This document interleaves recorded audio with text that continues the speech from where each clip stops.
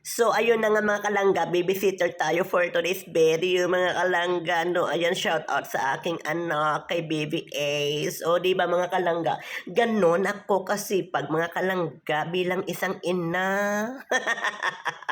So, ay mga kalangga, syempre, kahit may anak tayong maliit, wag tayo hilata ng hilata, mga kalangga. Gumalaw-galaw tayo, mga kalangga, para may exercise din tayo. O, di ba, katulad ng ginagawa ko.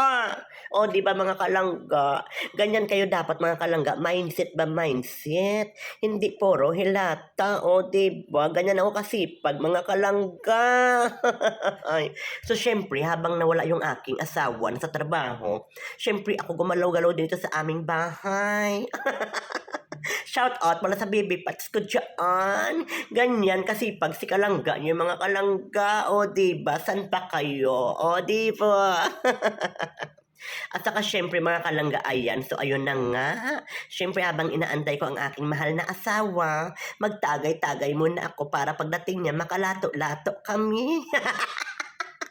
Charot! Yan lang mga kalangga. Thank you for watching. Huwag kalimutan mag-like. Saka syempre, mag-share. Bye-bye!